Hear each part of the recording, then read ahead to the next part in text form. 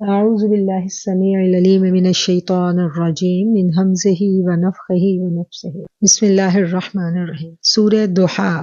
سورہ ضحیٰ مکہ مکرمہ میں نازل ہوئی۔ سورہ ضحیٰ کو سمجھنے کے لیے ہم اس کے شان نزول کی جانب چلتے ہیں۔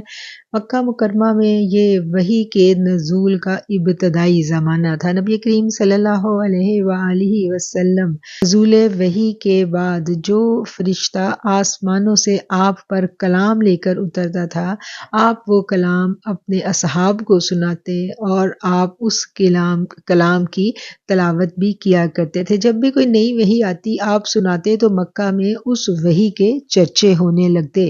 جو دشمن تھے وہ بھی سنتے تھے اس کو، اور پھر وہ اس پر طرح طرح کے تبصرے کیا کرتے تھے، گویا وہ بھی کسی نہ کسی طریقے سے اس وحی کے انتظار میں رہتے کہ دیکھتے ہیں اب محمد صلی اللہ علیہ وآلہ وسلم کا رب کیا پیغام بھیجتا ہے، ان کے پاس جو فرشتہ آتا ہے سنتے ہیں وہ کیا پیغام لے کر آیا۔ تو وحی کے نزول کا سلسلہ جاری ہے۔ روایات میں آتا ہے کہ 10ویں وحی ہے یہ سورہ ضحیٰ جو ہے۔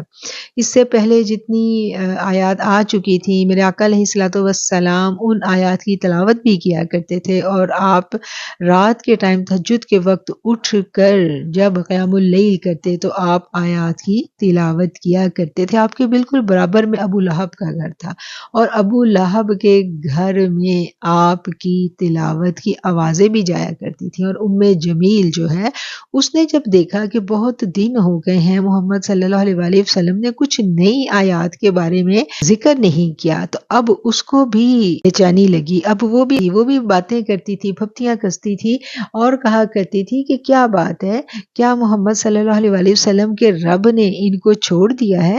کیا وہ شیطان اب آپ کے پاس نہیں آتا نعوذ باللہ، جو آپ کے پاس اللہ کا پیغام لے کر آیا کرتا تھا؟ تو اس طرح کی گفتگو میرے آقا علیہ الصلوۃ والسلام کو غم زدہ کر دیا کرتی تھی۔ میرے آقا دکھ میں رہنے لگ گئے، مغموم رہنے لگ گئے، اور بہت سارے دن گزرتے جا رہے ہیں اور آسمانی فرشتہ کوئی پیغام لے کر نہیں آ رہا۔ ایک نہیں، دو نہیں، بعض روایات میں آتا ہے کہ 25 دن گزر گئے، اور بعض سے ہمیں پتہ چلتا ہے کہ 40 دن گزر چکے ہیں۔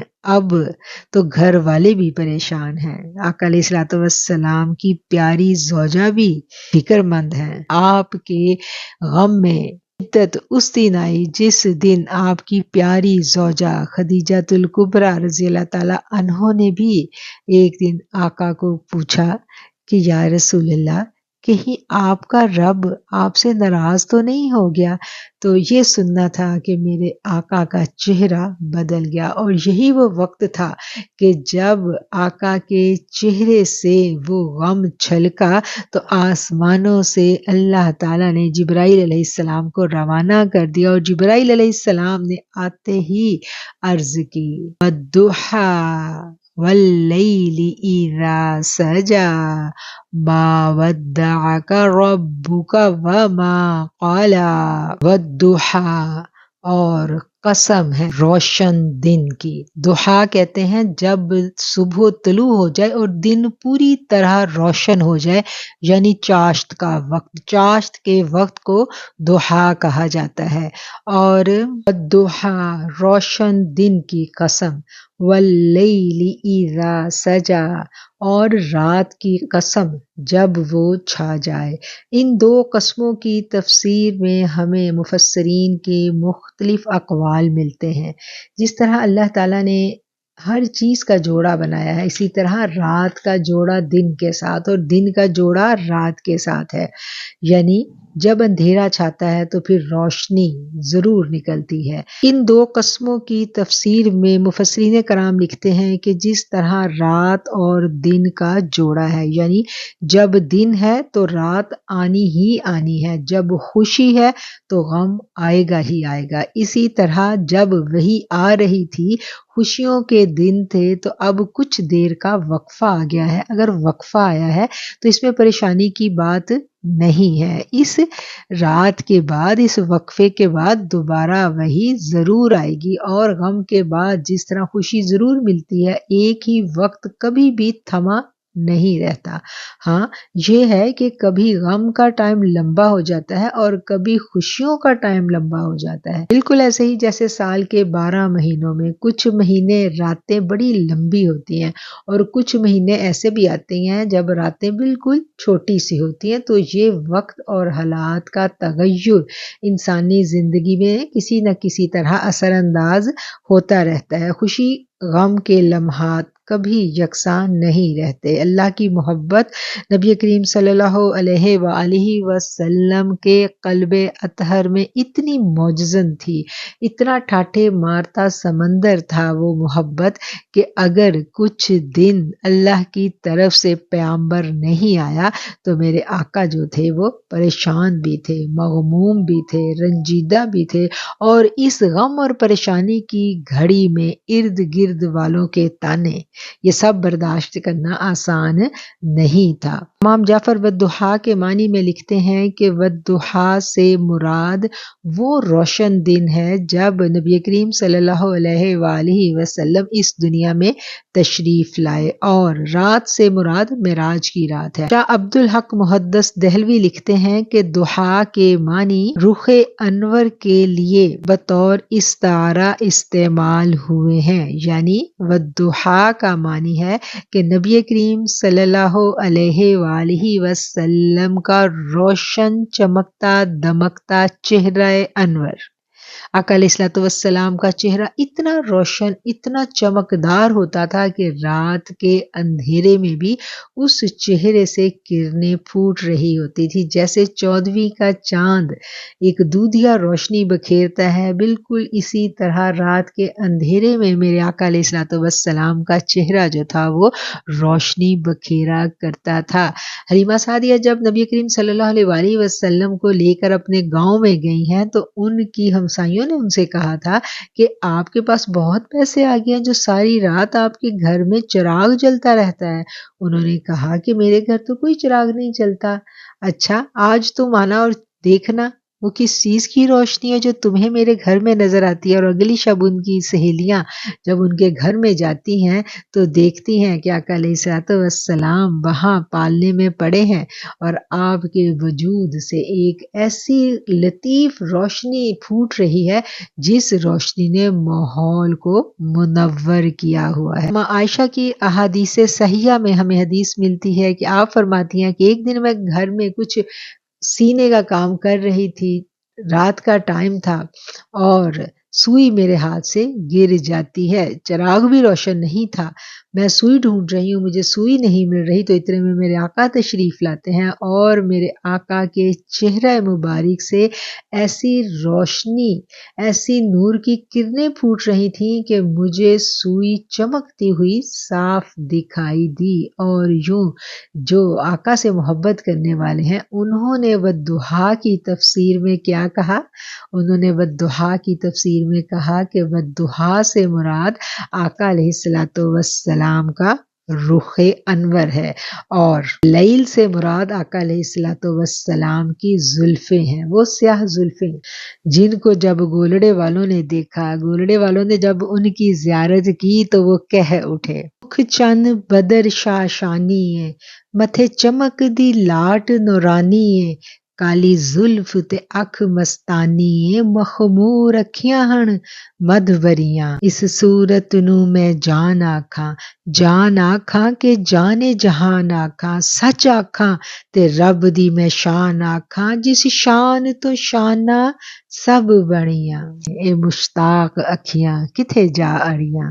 اور اعلیٰ حضرت کے کلام میں ہم دیکھتے ہیں تو اعلیٰ حضرت فرماتے ہیں، ہے کلام الہی میں شمس الضحیٰ، ہے کلام الہی میں شمس الضحیٰ، تیرے چہرہ نور فضا کی قسم، قسم شب تار میں راز یہ تھا کہ حبیب کی زلف دوتاں کی قسم، وہ خدا نے ہے مرتبہ تجھ کو دیا، نہ کسی کو ملے نہ کسی کو ملا، ہے کلام مجید نے کھائی شہا، تیرے شہر و کلام و بقا کی قسم، تیرا مسند ناز ہے عرش بری، تیرا محرم راز ہے روح الامی، تو ہی سرور دو جہاں ہے شہا، تیرا مثل نہیں خدا کی قسم، تیرا مثل نہیں خدا کی قسم، تو ہی بندوں پہ کرتا ہے لطف و عطا، تجھی پہ بھروسہ تجھی سے دعا، مجھے جلوائے پاک رسول دکھا،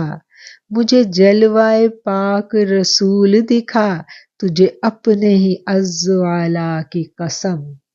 تو یہ وہ رخ انور کے دیوانے آقا علیہ الصلوۃ والسلام سے محبت کرنے والوں نے والضحیٰ کی تفسیر میں کیا کہا؟ انہوں نے کہا کہ والضحیٰ جو چاش کا وقت، جو روشن دن جو ہے، اس کو بطور استعارہ استعمال کیا گیا ہے آقا علیہ الصلوۃ والسلام کے چہرہ اقدس کے لیے، اور لیل واللیل اذا سجا، اور رات جب چھا جائے اور زلف جب بکھر جائے۔ جو ہمیں پتہ چلا کہ نبی کریم صلی اللہ علیہ وآلہ وسلم کے پاس فرشتہ وحی لے کر پہنچ چکا ہے اتنے دن کے بعد، اور وہ آپ کو قسم کھا کر یہ تسلی دے رہا ہے۔ دو قسمیں کھائی گئی، ایک تو رخ انور کی قسم کھائی گئی، روشن دن کی قسم کھائی گئی، رات کی قسم کھائی گئی، اور پھر کیا کہا گیا؟ ما ودعک ربک وما قلی، نہ تو آپ کے رب نے آپ کو چھوڑا ہے اور نہ ہی آپ کا رب آپ سے ناراض ہوا ہے۔ وَلَلْآخِرَةُ خَيْرٌ لَكَ مِنَ الْأُولَىٰ، اور یقیناً ہر آنے والی گھڑی آپ کے لیے پہلی سے بدرجہ بہتر ہے، کہ یہ جو وقت دھیرے دھیرے گزر رہا ہے نا، یہ آنے والا ہر لمحہ آپ کے لیے پچھلے وقت سے بدرجہ بہتر ہے، اور یہ بہتر ہوا۔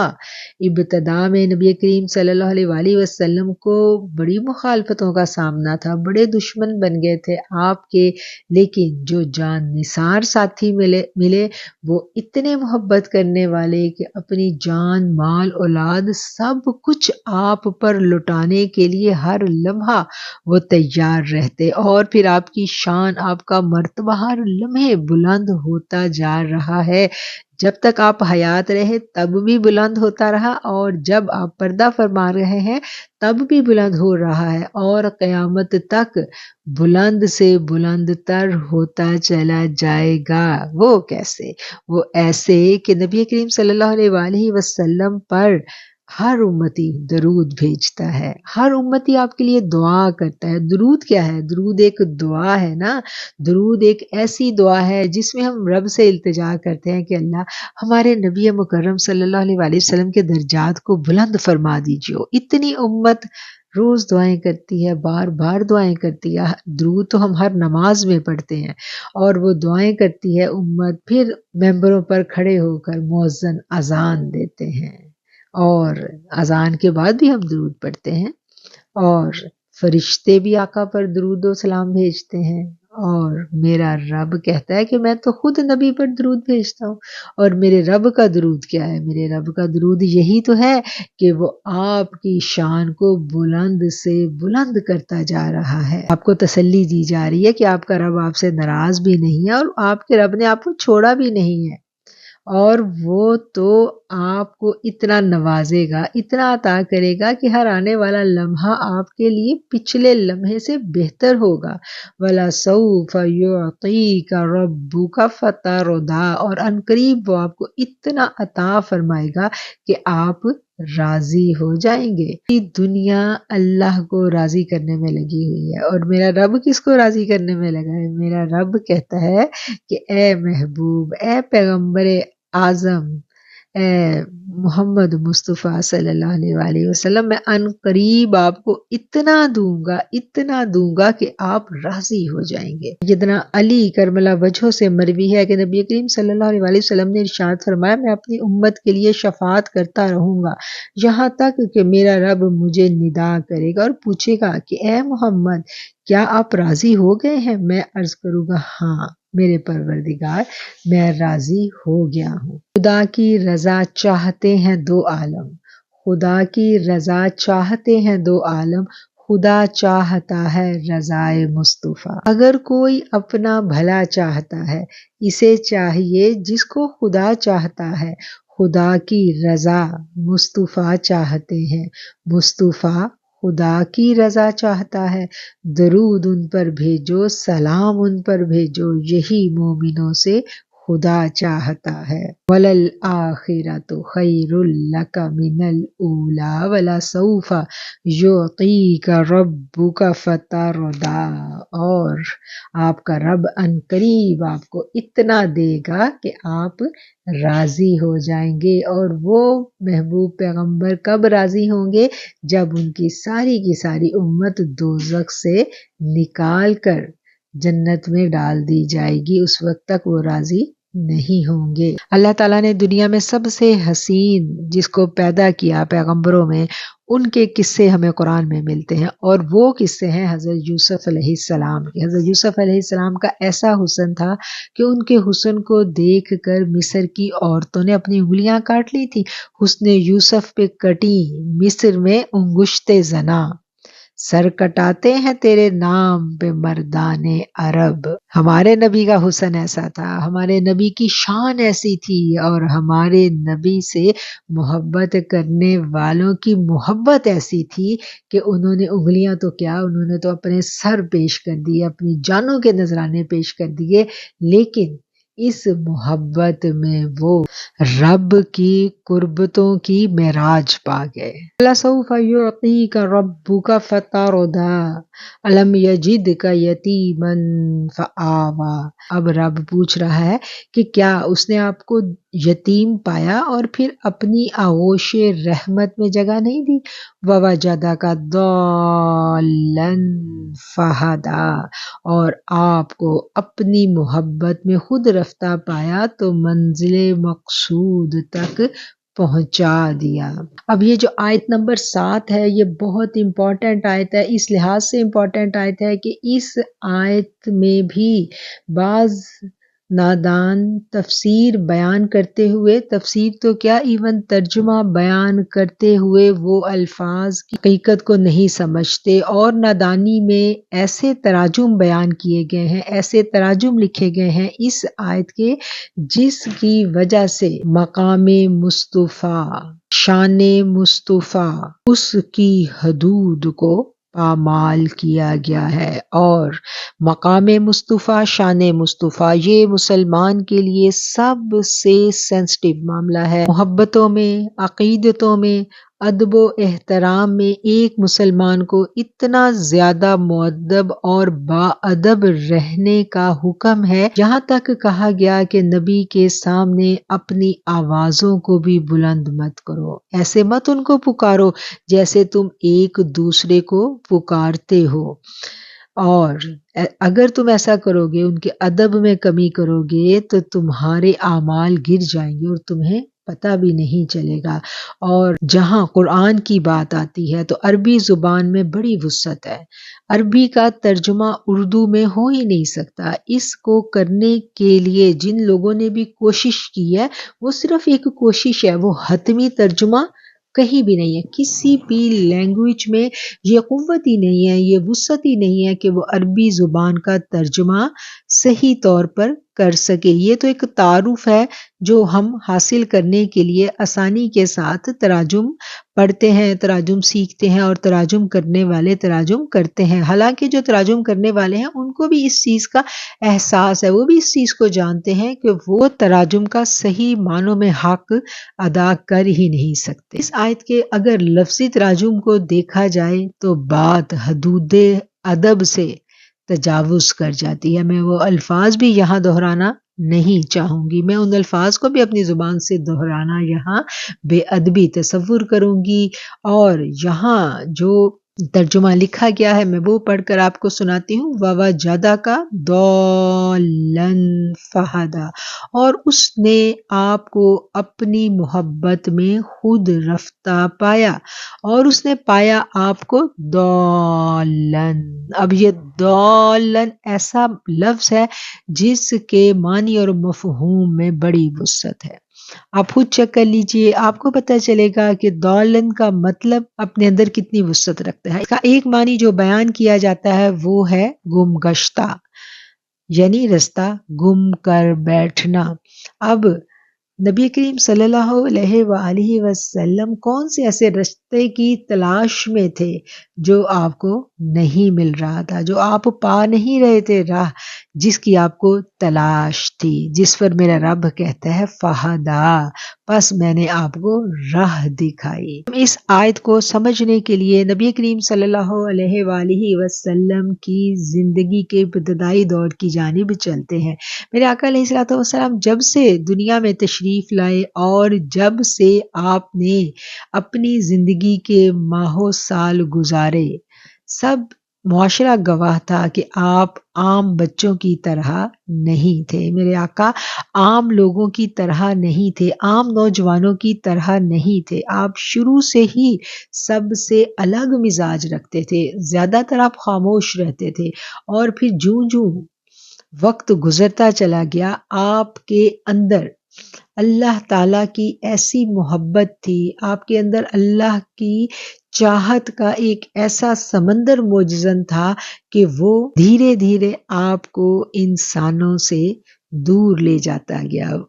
محبت جب کسی سے ہو جاتی ہے تو پھر محبت کیا مانگتی ہے؟ محبت تنہائی مانگتی ہے۔ جب محبت ہو جاتی ہے تو پھر انسانوں کے اندر رہنا اچھا نہیں لگتا۔ جب محبت کسی سے ہو جائے تو پھر جی چاہتا ہے کہ انسان یا تو اپنے محبوب کے ساتھ ہی رہے، ہر لمحہ اسی کو دیکھتا رہے، اگر محبوب قریب نہیں ہے تو پھر تنہائی میں جا کے اپنے محبوب کے خیالات میں گم ہو جائے۔ اور یہی حالات جو تھے وہ نبی کریم صلی اللہ علیہ وآلہ وسلم کی حیات مبارکہ میں ہمیں نظر آتے ہیں کہ میرے آقا علیہ الصلوۃ والسلام اللہ کی محبت میں اتنے خود رفتہ تھے، وہ محبت دھیرے دھیرے اتنی گہری ہوتی جا رہی تھی کہ میرے آقا اپنے گھر سے جاتے ہیں اور زیادہ ٹائم جو ہے نا پہاڑ کے اوپر ایک غار میں گزارتے ہیں، بالکل تنہا خاموش اس بنجر پہاڑ پر میرے آقا ایک دن نہیں، ایک شام نہیں، ایک رات نہیں، کئی دن آپ وہاں گزارتے۔ آپ وہاں کیا کرنے جاتے تھے؟ کوئی ابھی آپ کے اوپر کوئی عبادت تو فرض نہیں ہوئی تھی، نہ ہی کسی عبادت کا کوئی طریقہ آپ کو سکھایا گیا تھا۔ آپ اس محبت کو کھوجنے جاتے تھے جو آپ کے اندر تھی۔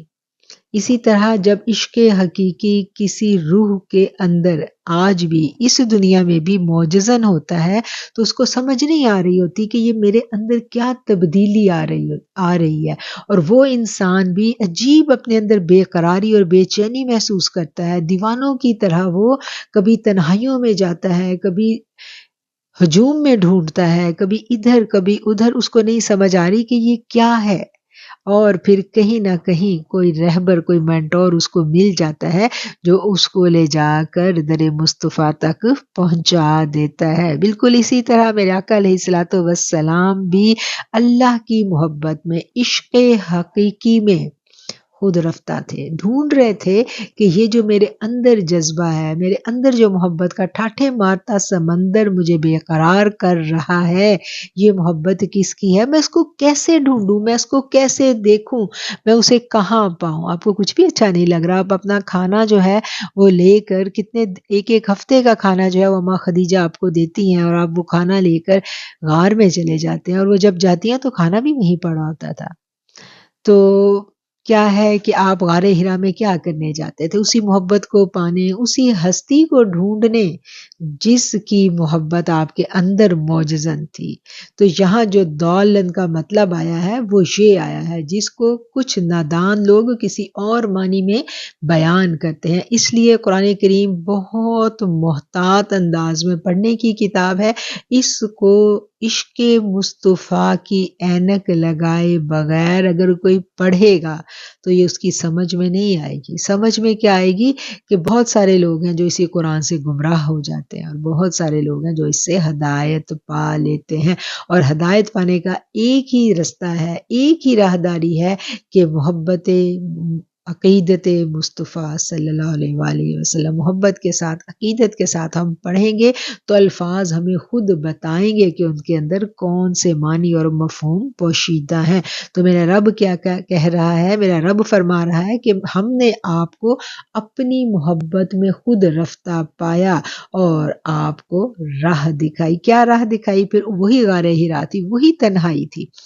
جب اللہ تعالیٰ نے اپنا پیغمبر بھیجا، فرشتہ آتا ہے اور آپ کو متعارف کروا دیتا ہے اپنے محبوب سے، میرے رب اور میرے رسول اللہ صلی اللہ علیہ وآلہ وسلم کو جب وحی ملتی ہے تو آپ کو اپنے رب کا پتہ مل جاتا ہے، اور آپ جس کے لیے، جس کی محبت میں آپ کے اندر ایک ٹھاٹھے ماتا سمندر موجزن تھا، وہ محبت جو آپ کو ارد گرد سے بیگانہ کیے ہوئے تھی، وہ محبت جو آپ کی اولاد، آپ کی دولت مند بیوی اور دولت مند اور وفادار بیوی اور خوبصورت ترین حسین ترین زوجہ حضرت خدیجہ رضی اللہ تعالیٰ عنہ، ان سب کو چھوڑ کے میرے آقا جو ہیں اسی محبت کو کھوجنے غار حرا میں جایا کرتے تھے۔ آیت نمبر ہے جی یہ 7، اور اس کے معنی اور مفہوم کو آپ نے اچھا سا سمجھ لینا ہے۔ اور جو ہمیں پتہ چلا کہ اللہ تعالیٰ نبی کریم صلی اللہ علیہ وآلہ وسلم سے فرما رہے ہیں کہ ہم نے آپ کو اپنی محبت میں خود رفتہ پایا تو آپ کو راہ دکھائی اور آپ کو منزل مقصود تک پہنچا دیا۔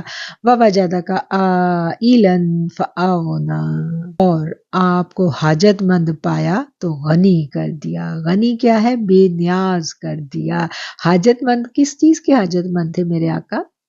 میرے آقا اس محبت کے لیے حاجت مند تھے، جو محبت آپ کو چاہیے تھی۔ جب وہ محبت مل گئی تو میرے آقا ہر جانب سے بے نیاز ہو گئے۔ ایک تو یہ اس کا معنی، اور دوسرا کیا معنی ہے کہ نبی کریم صلی اللہ علیہ وآلہ وسلم در یتیم تھے، آپ کے سر پر والد کا سایہ نہیں تھا، آپ کے پاس کوئی مال و دولت بھی نہیں تھا، تو اللہ تعالیٰ نے آپ کے لیے بہت زیادہ مال و دولت کا انتظام کر دیا سیدہ خدیجہ رضی اللہ تعالیٰ عنہ کی شکل میں۔ آپ کو وہ دولت مند بیوی دی گئی، ایسی دولت مند بیوی کہ وہ نہ صرف آپ پر اپنی جان نچھاور کرنے کو تیار رہتی تھی، بلکہ اس نے اپنا سارا مال آپ پر لوٹا دیا، سارا مال اس نے آقا کی خدمت میں پیش کر دیا۔ اور میرے آقا نے کیا کیا؟ آقا نے وہ سارا مال جو ہے وہ مخلوق خدا کی خدمت میں صرف کیا۔ فَأَمَّا الْيَتِيمَ فَلَا تَقْهَرْ، پس کسی یتیم پر سختی مت کیجیے۔ وَأَمَّا السَّائِلَ فَلَا تَنْهَرْ، اور کسی سوال کرنے والے کو مت جھڑکیے۔ وَأَمَّا بِنِعْمَةِ رَبِّكَ فَحَدِّثْ، اور اپنے رب کریم کی نعمتوں کا خوب چرچا کیجیے۔ امام بخاری نے حضرت جابر بن عبداللہ رضی اللہ تعالیٰ عنہ سے روایت کیا ہے کہ حضور صلی اللہ علیہ وآلہ وسلم نے کبھی کسی سائل کے جواب میں لا نہیں فرمایا تھا، یعنی حضور صلی اللہ علیہ وسلم نے کبھی لا نہیں کہا سوائے کلمہ شہادت کے، یعنی جو بھی آپ سے مانگنے آیا آپ اس کو عطا کرتے تھے۔ اللہ قاسم وانا معطی، اللہ نے آپ کو اتنا دیا تھا اور آپ کو جو دیا گیا تھا وہ آپ آگے بانٹتے رہتے تھے۔ حضرت ابو سعید فرماتے ہیں کہ نبی کریم صلی اللہ علیہ وآلہ وسلم نے ارشاد فرمایا، قیامت کے دن تمام اولاد آدم کا سردار میں ہوں گا۔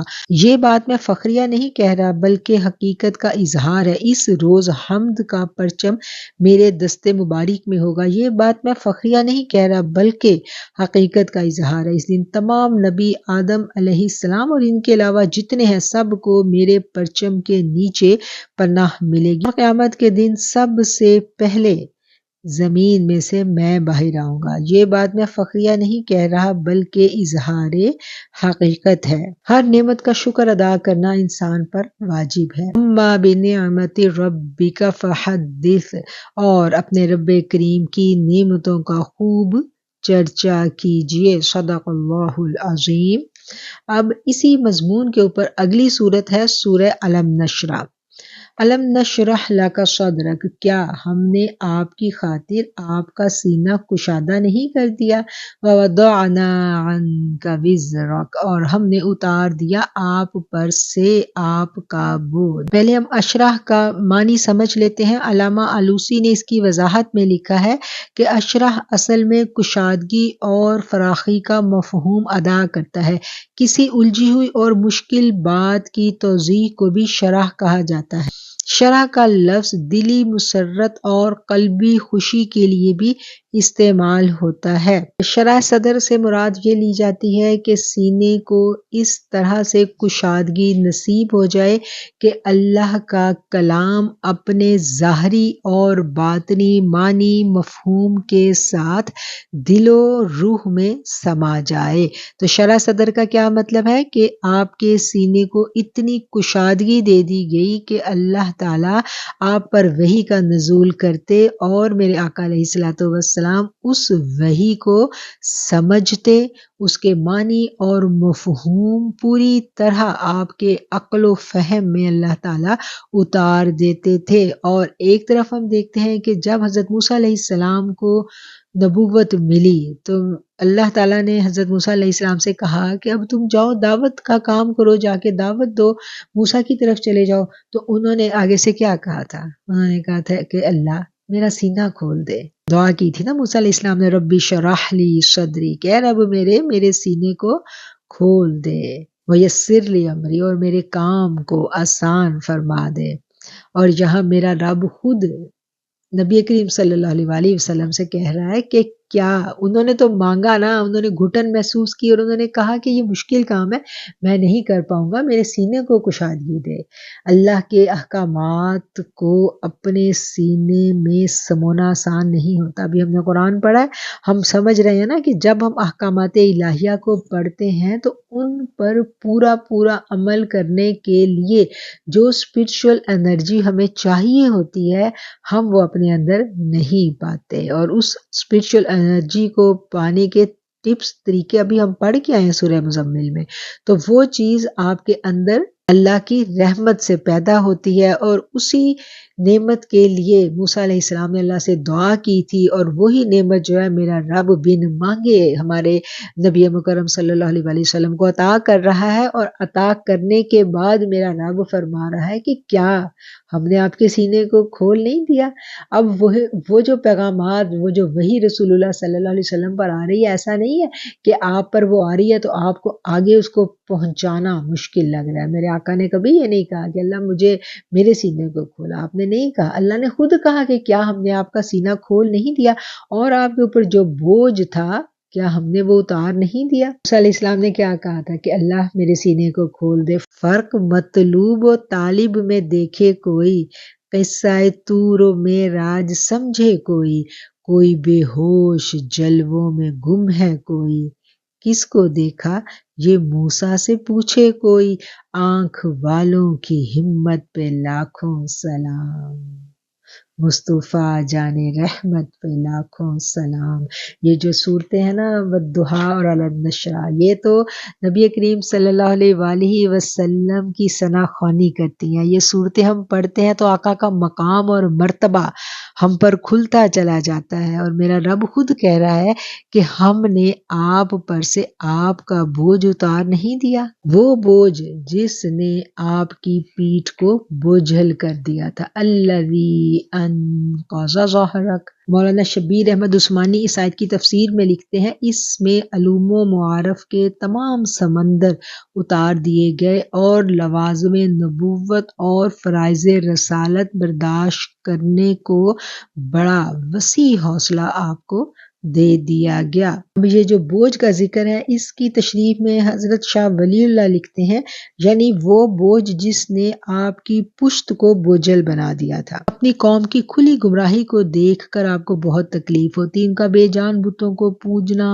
فسق و فجور میں غرق ہونا، شراب نوشی اور غریبوں پر ظلم ڈھانا، لوگوں کے حقوق غصب کرنا، باہمی جنگ و جدل، قتل و غارت، یہ سب چیزیں آقا علیہ الصلوۃ والسلام کی طبع نازک پر بہت گراں گزرتی تھی، اور آپ کا دل ہر وقت مضطرب رہتا تھا۔ اللہ تعالیٰ نے جب آپ کو منصب نبوت پر فائز کیا، قرآن کریم جیسا صحیفہ رشد و ہدایت آپ کو عطا فرمایا، آپ سے یہ بوجھ اتر گیا، منزل کا تعین بھی ہو گیا، اور منزل کی طرف لے جانے والا رستہ بھی نور نبوت سے روشن ہو گیا۔ اس بوجھ سے کیا مراد ہے کہ آپ اپنے ارد گرد اپنی قوم کو جب جہالت اور گمراہی کے گھٹا ٹوپ اندھیروں میں دیکھتے، ظلم کرتے دیکھتے، چھوٹی چھوٹی ننھی منی بچیوں کا زندہ درگور ہونا دیکھتے تو آپ غمزدہ ہوتے، آپ کو یہ سب بہت گراں گزرتا۔ اور پھر میرے رب نے کیا کیا؟ میرے رب نے آپ کو روشن چراغ بنایا، جس نے عرب و عجم کو، پوری دنیا کو آ کر روشن کر دیا۔ آپ کو وہ رسالت دی گئی، وہ شریعت دی گئی جو رہتی دنیا تک کے لیے تھی، اور رہتی دنیا تک کے لیے یہ فیصلہ کر دیا گیا کہ ظلم کی انسانیت میں کوئی جگہ نہیں ہے۔ ظالم اللہ کی پکڑ میں ایک نہ ایک دن ضرور آئے گا۔ ظلم کرنے والا، حق غصب کرنے والا، دوسروں پر ناجائز کرنے والا اللہ کی گرفت سے محفوظ نہیں رہ سکے گا۔ یہ شریعت آپ کو دی گئی، اور پھر اس شریعت کو آپ صلی اللہ علیہ وآلہ وسلم نے اپنی حیات مبارکہ میں نافذ بھی کیا، اور ہم نے بلند کر دیا آپ کے لیے آپ کا ذکر، وَرَفَعْنَا لَكَ ذِكْرَكَ، اور ہم نے آپ کے لیے آپ کے ذکر کو بلند کر دیا۔ نبی کریم صلی اللہ علیہ وآلہ وسلم کا ذکر اللہ نے بلند کیا ہے، یہ میں اور آپ یا کوئی اور دوسرا کر ہی نہیں سکتے۔ یہ اتنا بلند، اتنا شانوں والا کام ہے کہ ہمیں تو جہاں سعادت ملے ہم خوشی خوشی اپنا حصہ ڈالنے، اپنی حاضری لگوانے پہنچ جاتے ہیں، ورنہ در حقیقت تو آپ کی شان کو میرے رب نے بلند کیا، اور ایسا بلند کیا کہ میرا رب کہتا ہے کہ قیامت تک یہ ہر روز بلند ہونی ہے، ہر روز بلند ہونی ہے۔ دنیا میں بھی ہم دیکھ لیں کہ کوئی دن ایسا نہیں ہے، کوئی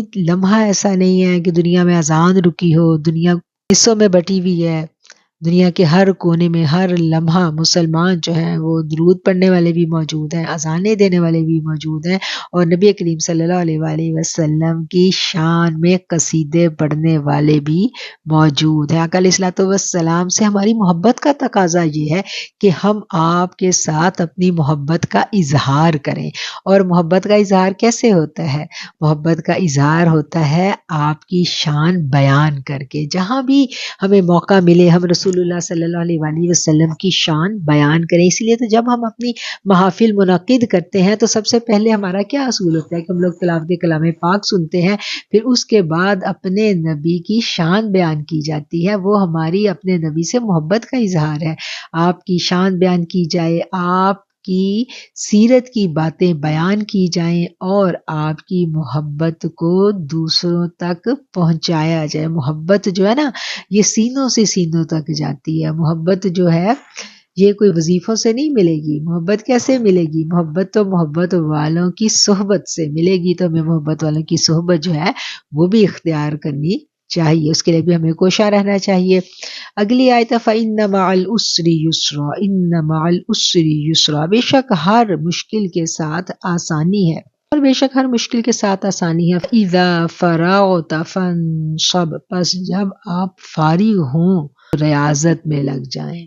یعنی نبی کریم صلی اللہ علیہ وآلہ وسلم کو تو بڑے کام تھے، آپ تبلیغ کا کام کرتے تھے، لوگوں تک دعوت کا کام پہنچاتے تھے، دین کی خدمت کر رہے تھے۔ تو میرا رب کہتا ہے جب آپ اپنے روزمرہ کے کاموں سے، اپنے معمولات سے فرصت پا لیں تو پھر کیا کریں کہ پھر اللہ کی عبادت میں لگ جائیں۔ وَإِلَىٰ رَبِّكَ فَارْغَب، اور اپنے رب کی طرف راغب ہو جائیں۔ اپنی دنیاوی ذمہ داریاں، اپنے تمام فرائض ادا کرنے کے بعد آپ کو کیا کہا جا رہا ہے کہ اپنے رب کی عبادت کریں اور اپنے رب کی جانب راغب ہو جائیں۔ یعنی عبادت بھی ایسی کہ جس میں پورے کا پورا رجوع اللہ ہو، اور یہی ہدایت جو ہے وہ آپ کے امتیوں کے لیے بھی یہ ہے کہ ہم جب اپنے دنیا کے کاموں سے فارغ ہو جائیں، اپنی ذمہ داریاں نبھا کے فارغ بیٹھیں، تو پھر فارغ بیٹھ کے کیا کرنا ہے؟ فارغ بیٹھ کے ہم نے گپیں تو نہیں لگائیں، فارغ بیٹھ کے ہم نے اپنے رب کو یاد کرنا ہے، اس کی حمد و ثنا بیان کرنی ہے، اس کا ذکر کرنا ہے، اور پھر اس میں یکسو ہو جانا ہے۔ الحمدللہ ہماری سورہ علم نشرح بھی مکمل ہو جاتی ہے۔ آخر الدعوانا ان الحمدللہ رب العالمین۔